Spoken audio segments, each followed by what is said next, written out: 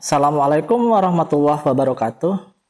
Berjumpa lagi dengan saya, Pak Zulfikar, dalam pelajaran TIK kelas 9. Apa kabar kakak-kakak kelas 9 SMP Cikal Cendekia yang saya banggakan? Mudah-mudahan sehat selalu dan diberi kelancaran dalam belajar. Tetap semangat belajar dan jangan lupa untuk menjaga protokol kesehatan seperti menjaga jarak dan mencuci tangan ketika beraktivitas di luar rumah. Hari ini kita akan membahas materi di bab 2.2 yaitu tentang komunikasi data. Seperti biasa, sebelum lanjut kita intro dulu ya.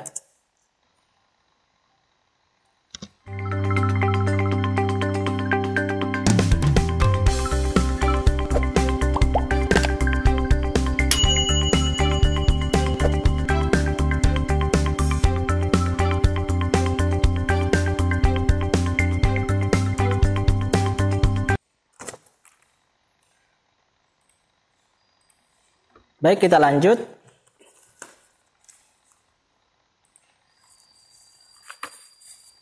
Tujuan pembelajaran kali ini di bab 2.2 adalah mengerti dan memahami apa yang dimaksud dengan komunikasi data. Kemudian yang kedua, mengetahui komponen-komponen komunikasi data. Baik, kita mulai pembahasannya. Yaitu yang pertama, pernahkah kamu mengirimkan file seperti contohnya mengirimkan lagu?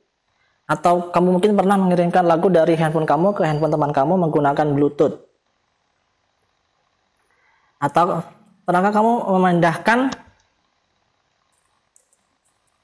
file di handphone kamu, contohnya file video atau film.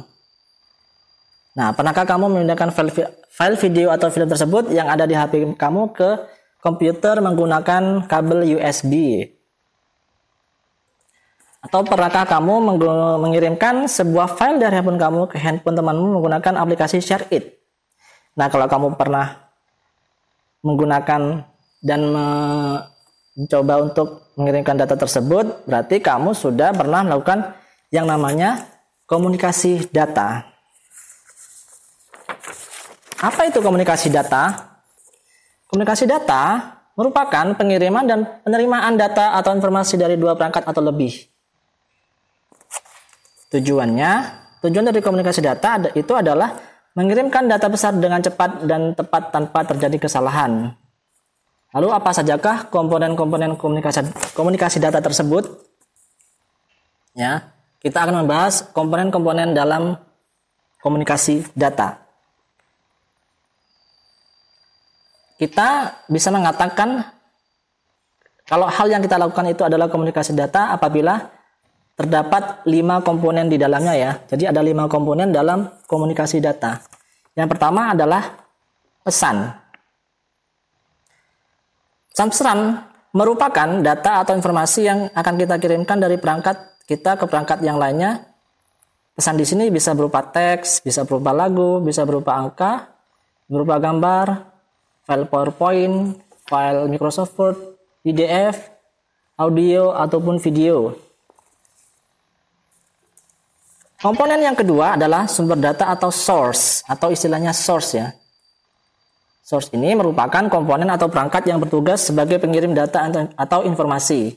Sumber data ini bisa berupa handphone, komputer, kamera, tab, dan lain sebagainya. Kemudian untuk komponen yang ketiga adalah media transmisi. Media transmisi ini merupakan jalur fisik tempat data kita berjalan dari perangkat pengirim ke perangkat penerima media. Nah, media transmisi ini bisa berupa kabel ya. Ada kabel USB, kabel serat optik, kabel UTP, atau kabel koaksial yang sudah pernah saya jelaskan di materi sebelumnya. Bisa juga media transmisi ini berupa gelombang elektromagnetik atau gelombang radio seperti Bluetooth atau Wi-Fi.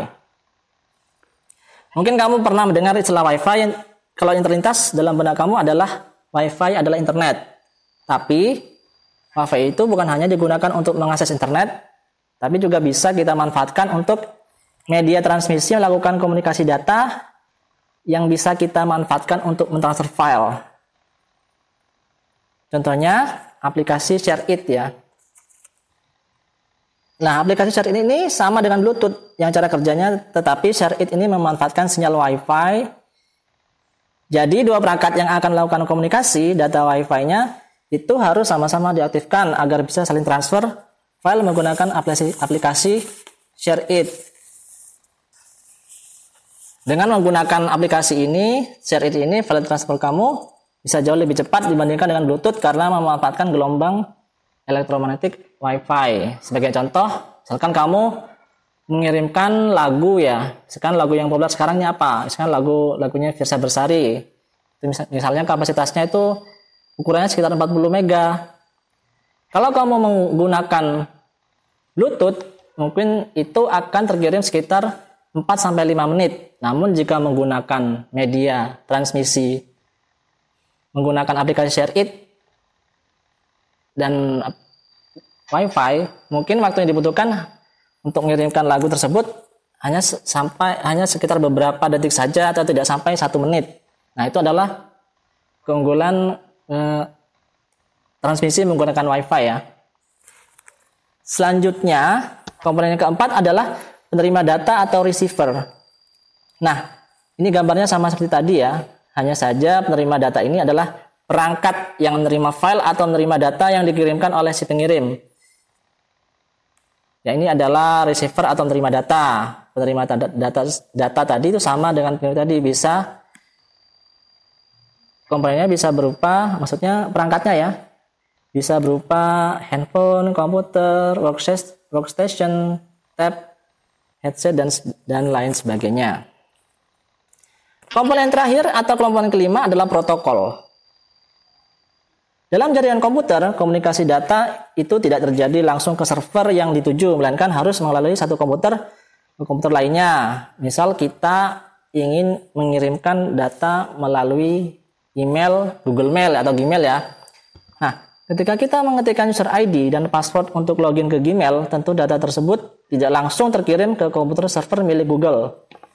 Data user ID dan password yang kita ketikkan tadi harus melewati beberapa server komputer dulu ya.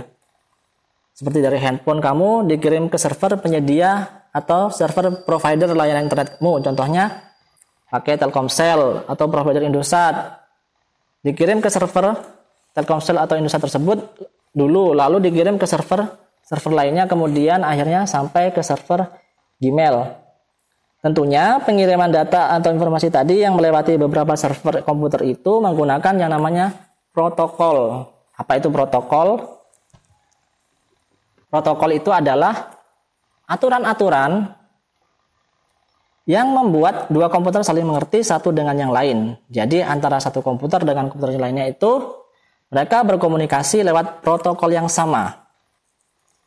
Salah satu protokol komunikasi data yang banyak digunakan untuk menangani komunikasi data dalam area yang luas, di antara protokol tersebut namanya adalah TCP atau IP.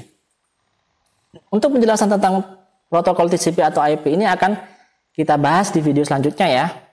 Oke, mudah-mudahan cukup sekian untuk penjelasan di materi pembukaan komunikasi data ini.